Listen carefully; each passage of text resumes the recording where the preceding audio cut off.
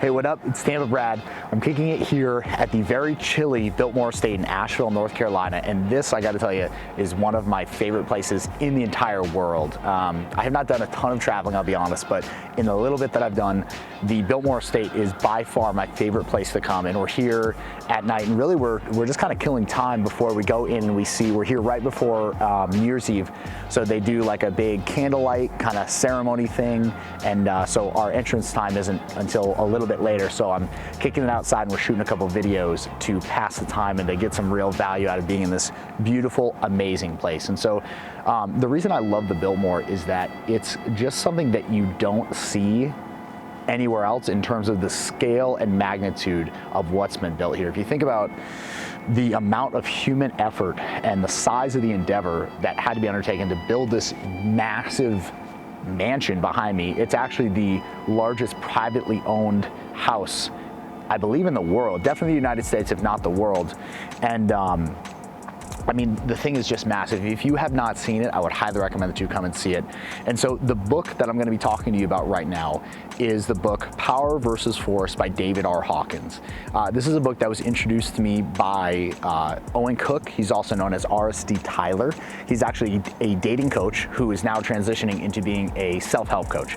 And so what Owen said is, in a lot of his videos, he would say, you know, if you're making life too hard for yourself, go read the book Power versus Force by David R. Hawkins. Learn what it means to be forcing things, like jamming a square peg into a round hole, or allowing things to happen as they are supposed to, like a round peg in a round hole. And what he would say is, if you're trying to do the square peg round hole thing, you're basically using what he would call force versus using what he would call power. And so what does that mean? In a nutshell, the author lays out that there are ways to determine a couple things. A, whether something is true or not via kinesiologic testing. And so he literally lays out how the human body responds very viscerally to truth and untruth. And so he literally goes through how a subject can hold out their arm and you can press down on it, and if you tell them to say something that's not true, they'll go weak, and if they say something that's true, they'll go strong. So what they built that into, they did it with vitamin C and artificial sweetener. The vitamin C would keep them strong, the artificial sweetener, they would go weak. And so what you saw is it started to be a kind of like a litmus test for what is true and false, and he really took it to some crazy levels and tested a lot of different things. And the place it ended up going was he ended up testing what are different ideas and people's quote-unquote level of energy. So what that means is he basically created a logarithmic scale from 0 to 1,000, and 0 would be, you know, dead, no life, all the way up to the highest, you know, vibration level that you could go. You know, I don't know if you're necessarily into woo-woo stuff, but it's a way of looking at the world, so I think it's extremely valuable, just as a lens through which to see things. 1,000 would be, you know, you'd be enlightened, you'd vanish in a ray of light and become one with the universe. So what he identified is that the critical level of what he called 200 is the point at which kinesiologic testing subject arms would start to stay strong. So if he gave them an idea or told them to hold in mind an idea of something that was deemed to be over the energetic level of 200, the subject would stay strong. If they had something under the level of 200, they would go weak. And so when they applied during the testing descriptive words to the different levels that they had, the deciding level at 200 was what was called courage. So at the level of courage, which is a state of being in which you are you're able to take action and you're not necessarily impaired by the results of the action. You take action for the sake of doing it, and you put aside the consequences for doing what's right. So What that means is once a person, so to speak, and this goes into the practical application, once a person reaches the critical level of 200, they're able to actually move up the scale much more quickly than a person who is below the level of 200, who is still in the force paradigm. And that's where the real paradigm tends to move, is from 200 and above, you're in the quote unquote power paradigm. In the 200 and below range, you're in the force paradigm. Now, something else to consider is that when the author did the testing, and when he was just going about determining what the power, so to speak, of different energy levels are, is he determined that it's actually a logarithmic scale. So it doesn't, the difference between 100 and 1000 is actually 10x the change in numbers. So you would have, or actually, excuse me, it's not even that, it's 10 to the power of whatever it is. So 10 to the power of 200. 10 to the power of 201 is actually 10 times more. So you got to think of, maybe I can throw a logarithmic scale in here or something just to show you, but it goes up exponentially as you increase. So a movement of 1 on that scale is actually a movement of 10x the previous number. It's similar to a Richter scale of how you would measure earthquakes. So the really critical points that I took out of this book, and I think what you'll get out of it when you dive into this book, because I really would encourage you to do that. This is an extremely valuable piece of basically human information in our evolution into seeing the world for what it truly is. This book will give you a lens that you have probably never even considered viewing the world through. What it allows you to do is look at different things and say, okay, what is the level of vibration that it would take to do something like execute the mass building of something like the Biltmore? What would that take? What would the mindset of the person who is architecting that have to be? What would it have to look like for the architect who actually envisioned having the Biltmore and the engineers who figured out how to actually create it? What would that look like, and where would they calibrate on the scale? And if you want to actually do it, you could kinesiologically test and see, if you really did it and you really learned the process, you could follow the David R. Hawkins method and determine what that level of energy actually is. What does it vibrate at, so to speak?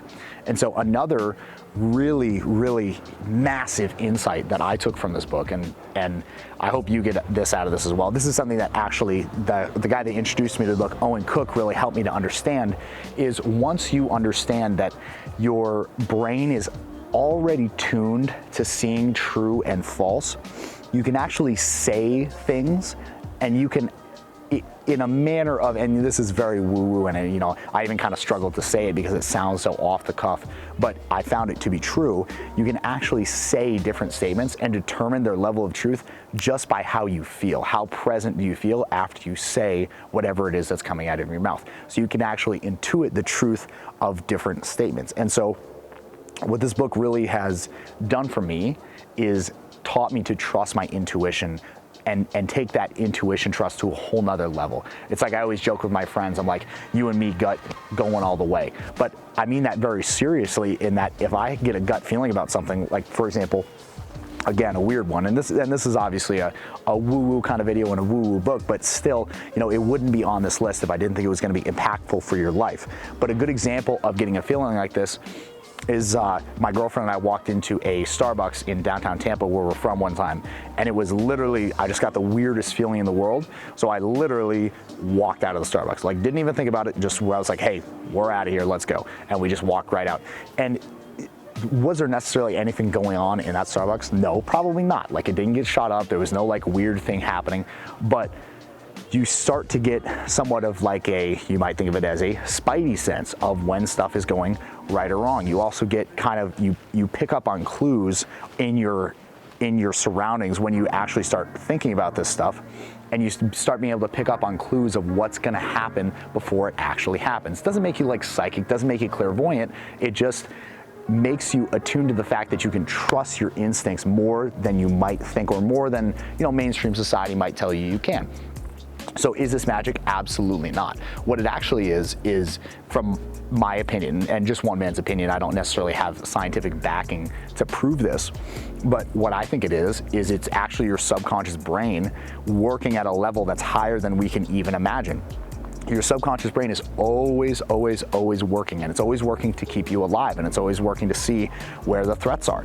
So if you learn to listen to your subconscious and you don't drown it out like most people do and just stuff it down because of childhood trauma and all crap like that and all the crazy negative thoughts they're having, if you can do things like meditate and get more attuned to what your subconscious is actually telling you, you can use the kind of context clues of your environment, and your subconscious brain will turn that into a message for you when it needs to. And it's not all the time. I'm not, you know, like we're here, I'm kind of cold, we're shooting a video, it's, you know, dark out. Don't have like a magic idea of everything that's going on around me. I'm just sitting here shooting the video, but there are certain instances where it absolutely helps me. And this book was a huge stepping stone in getting more attuned with that and in line with it. And really, it's the lens through which I see the world now, and it's completely shifted the way that I go about getting my results. It's completely shifted the way I go about interacting with other people. And it's taught me that when you can get aligned with things that are higher vibration, and when you seek out what those things are and really try to clarify that for yourself, when you're actually looking through the world and your reticular activation system is tuned to see what those different things are, it opens up a whole new realm of possibilities of things that are possible for you. And I'm gonna be honest, at a certain point, before I was introduced to this kind of content, I definitely thought that I had a ceiling. I could not see myself going past, say, for example, $100,000 a year in income. I just didn't really, I couldn't see, you know, I wanted it, but I couldn't see how that would even be possible, you know, outside of some, like me winning the lottery or something like that. And so seeing what's possible at higher levels and the things that you can do when you're aligned with ideas and forces that are at a quote-unquote higher vibrational level really has opened my eyes to the fact that there is no ceiling, and the possibilities are limitless. And honestly, it's given me a much more deep-seated sense of happiness. So I want that for you. I really want you to dig into this book. And this is one that you're gonna wanna reread multiple times. If you get it on Audible, it's maybe 5 or 6 hours. So, you know, read it on 1.5 speed, 4.5 hour audiobook, done. So, like I've said a couple times before, the point of these videos is to get you to take action in actually digging into these books. Don't just take my word for it. If you take my word for the fact that you can intuit what's going on around you, you are an idiot. You are dumb. Do not trust just what anybody says to you, whether it's me or anyone else. Go find out for yourself. You have to do this. You have to take charge of your own mental training and figure out what's going on in the world. So do that. This should be the catalyst for you to do that. And I'm really excited to hear what you have to say once you actually do go dig into this book and see what I'm talking about with the different levels of energy and power versus force. So if you've not already, definitely follow me on Instagram. I'm posting a lot about all of these books and stuff like that and different things I'm learning on Instagram. It's at Tampa Brad.